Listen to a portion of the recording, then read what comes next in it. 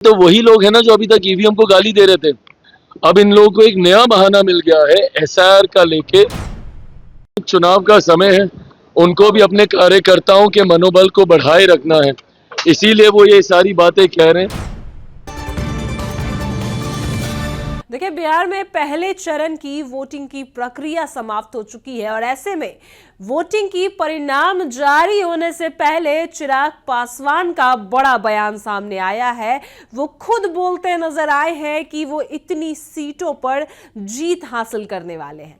पूरे विस्तार से आपको बताते हैं। उससे पहले नमस्कार, मैं कोमल और आप देख रहे हैं दर्श न्यूज।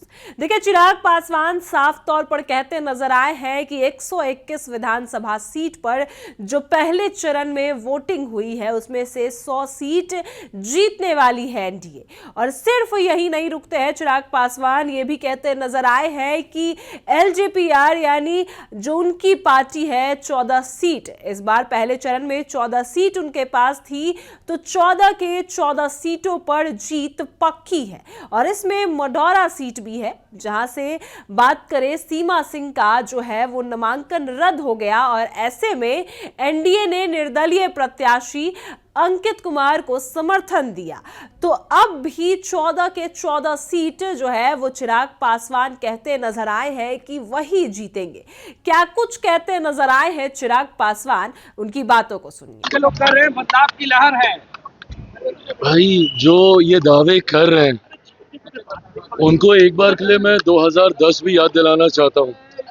2005 में एनडीए की सरकार बनने के बाद जिस तरीके से 2010 में भी इसी तरीके से वोटिंग हुई थी और हम लोगों की सीटों की संख्या बढ़ी थी, तो ऐसे में आज मैं ये मानता हूँ जिस तरीके से प्रोकम्बेंसी है, जिस तरीके से डबल इंजन की सरकार के ऊपर जनता का विश्वास बढ़ा है, पिछले 1 साल से मेरे प्रधानमंत्री जी ने जो निरंतरता में बिहार आकर बिहार और बिहारियों के लिए योजनाओं को समर्पित करने का काम किया, इसने विश्वास बढ़ाया है हमारी डबल इंजन की सरकार के ऊपर।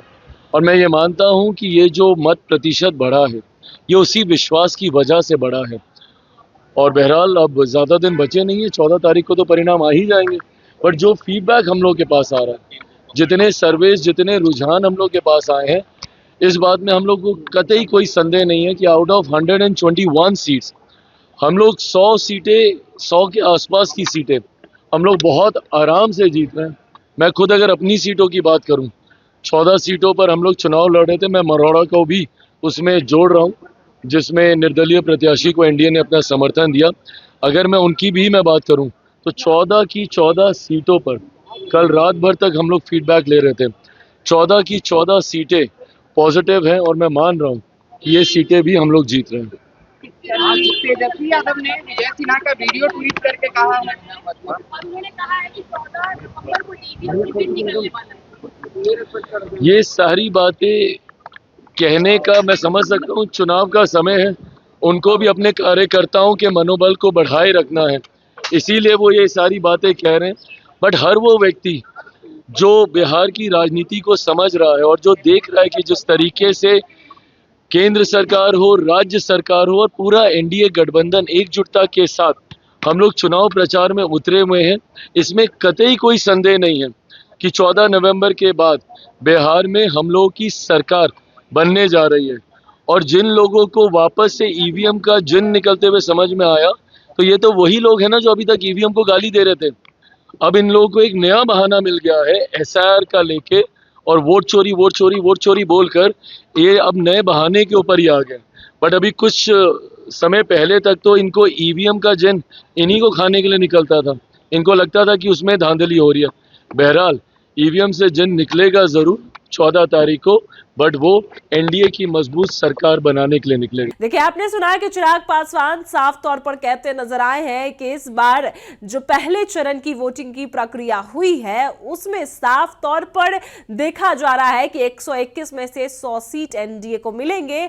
और चिराग पासवान जितनी सीटों पर पहले चरण में चुनाव लड़ रहे हैं, जितनी चरण पे मतदान हुआ है यानी 14 सीटों पर, तो 14 में से 14 सीट चिराग पासवान जीत रहे हैं। आपने सुना कि क्या कुछ कहते नजर आए हैं चिराग पासवान। फिलहाल इस खबर में इतना ही। आप देख रहे हैं दर्श न्यूज।